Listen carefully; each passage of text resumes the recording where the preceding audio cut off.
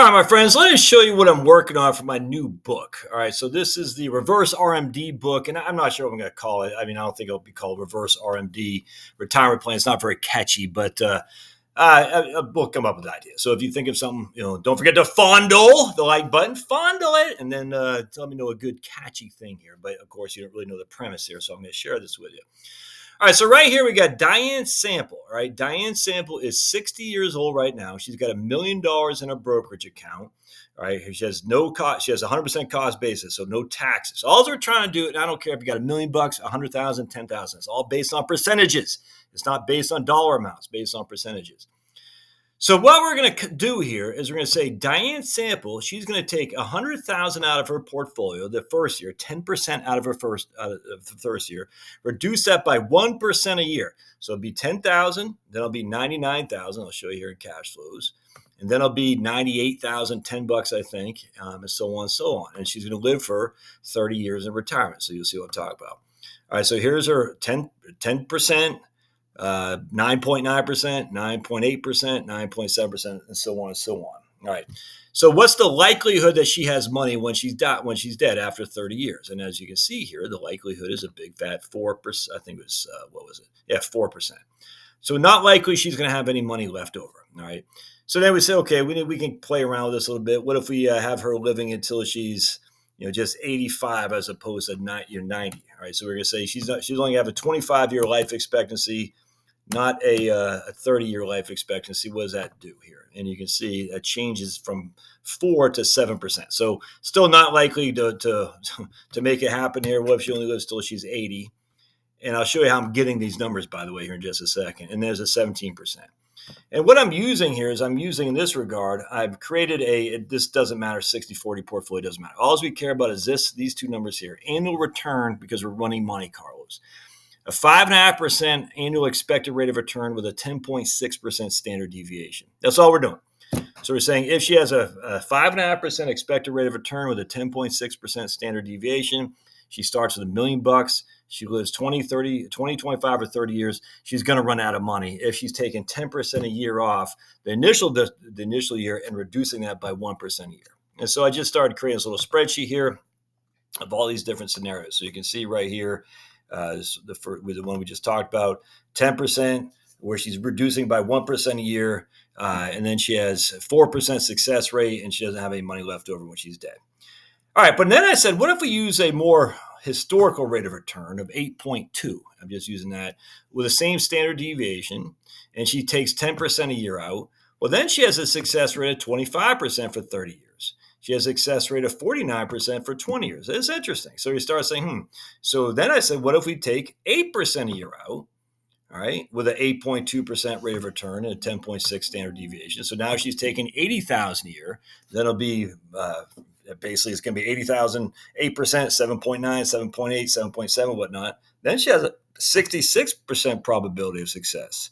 However, that same 8% withdrawal rate with a 5.5% annual return expectancy with a 10.6 standard deviation, which stays the same, reduces to 23%.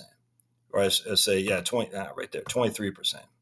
So you can see the return expectations are critical. That right there it still makes me nervous, but still 66% probability of success, all because she has 8.2% rate of return expectation, or on an 8% withdrawal rate initially, or a 23%, which is basically two-thirds less, because she has a 5.5. Very interesting. So that's what I'm doing. So you can see all these different numbers I'm crunching here.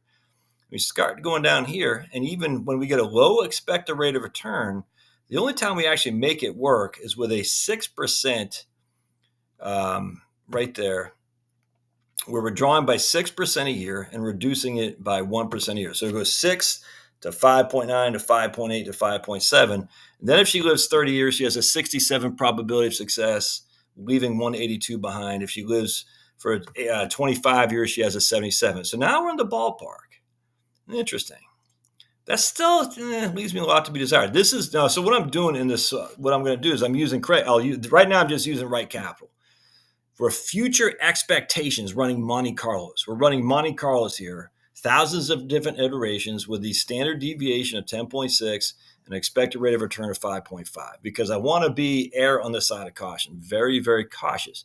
Again, if we get a higher than a 5.5 but an 8.2% rate of return, you can see right here we're 7.5%. We're golden. 7.5%. Then we reduce it 7.4, 7.3 each and every year. We're at 74% probability of success, leaving $453,000. Again, we start with $1 million. And if you start with $100,000, you still have the same level of success. Instead of leaving $453,000, you leave $45,000 though. So it's very interesting. So it's really contingent on that rate of return, is it not? Yes, sir, it is. So I started saying, what if we started messing around with other scenarios? Again, I want to keep it at 5.5 because I am going to use Craig Israelson's, 712. You go to 712, 7, the number 7, to spell out 12.com, and you can get his retirement portfolio analyzer. And that uses 25 rolling period, historic rolling periods, and you can kind of manipulate some of the data in there, which is pretty sweet. So I'm going to start using that. I've already got the numbers crunched. And then I can start using Daniel Kuliber's 55e.co, where you can actually have specific mutual funds in there, as opposed to using indexes. You can actually use real live data, which is pretty interesting because there wasn't really any indexes until 1976 for stocks. And there wasn't really a bond index until like 1986 for the bonds. So you never really invested in an index up until 1976 with Vanguard, and very, very few people did. So I like to use real data, American funds. Vanguard Wellington, Vanguard Wellesley. Wellesley goes back to 1970. Vanguard Wellington goes back to 1931. We got some Putnam income funds. There's a couple of other funds in there I can't remember off the top of my head, which gives us real live data, which is pretty cool. But anyway, so I said, what if we did this? Here we get a 7.5% withdrawal rate. So we're taking $75,000 a year out, and then we're going to reduce it by 5% a year. All right. And we're going to do that for, I think 5 years. I can't remember what I had in there. But then reduced by, I think we had 5 years. Yeah, because we're going to do some. So what's going to happen here is we're going to take 7.5%, 75,000, then 70,000, then 65,000. Let me show you what I'm doing here. I'll just do it here. So what's our time frame here? Okay, cool. So let me show you what I'm doing here. We're going to come over here. We're going to go to Profile for Diane Sample. We're going to go to Goals. And we're going to have Miss Diane taking 75,000 out here. All right. Oops, 75,000 out. And we're going to do it for, I think I had for 5 years. So we got to put 6 years. So it'll stop after year 6. Year 6 will stop. So stop after 5 years. And we're going to reduce it by 5% a year. All right. So again, it's year 6, we're stopped. All right. And then we're going to come down here and we're going to do this 2030. And we're going to take 40,000 out, but we're going to inflate that at 1% a year. So this will make sense what I'm doing here. All right. So let's just make sure that worked. We're going to go to retirement. I want to make sure the cash flows work on this. And we're going to cash flows. I want to make sure this works before we, actually, let me just pause this real quick.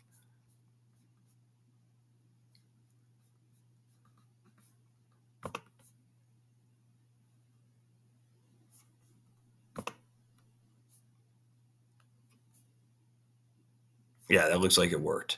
Look at that. All right, sweet. So here you can see we're taking 75,000 out, reducing by 5% a year, 75 to 71,000 to 67 to 64 to 61. And then we're using what it would be $40,000 here, 4%, but we're inflating that by 1% a year, 42, 42, 43, 43, 43, 44. You see what I'm saying? Because again, my argument is that there's no evidence at all that you spend increasing amount of money with inflation each and every year.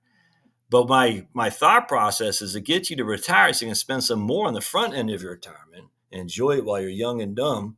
And then you start leveling back off to a more normal rate of return or more normal expenditure once you get your cruises and you're going out and having highfalutin and whatnot. And then when we do that, look what happens here. When we do that, we go to analysis and watch this.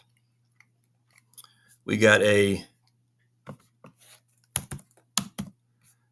72% probability of success, which is starting to get in the wheelhouse. And we're leaving $225,000. So what if we only live for 25 years? Because the vast majority of us probably won't live until we're 90 years old. We'll live 30 years in retirement. So now we're looking at, I think it was 82, excuse me. Now we're starting to cook, man. That's very interesting. So that's what I'm working on. I find that very, very interesting. I don't have my notebook here, but I've got tons and tons of data, just writing down notes using his Railsin stuff, using Daniel Kuhlberg stuff. I'm excited by this. I think there's a lot of data in here that's going to get you motivated to want to buy my book and pay me that sweet, sweet money. Here's a 7% initial withdrawal. So we take 70,000 out the first year, then divide minus 5%. So it's not 65,000, whatever, 70 minus 5, whatever that is, minus 5% again for the first 5 years. Then we reduce it by 1% every year thereafter. 74, 84, 95% probability of success, depending on your year you return, your year you die. 6%, 78, 89, 96. Again, that's with a 5.5% rate of return at 10.6 standard deviation. If we did an 8.2% rate of return, which I'm not going to do, I'll probably do a 7%. But, dude, you're freaking golden. Anyways, that's what I'm working on. I'd love to hear your thoughts. If you got a title for the book, I've got to be catchy. It's got to be quick, short, and quick. Reverse RMD doesn't mean anything to anybody other than us here. So it's got to be, I don't know. I got to think this through. So if you have some suggestions, let me know. Anyway, love your thoughts. God bless. Don't forget to fondle and hit and put a comment in there as well. We'll see you.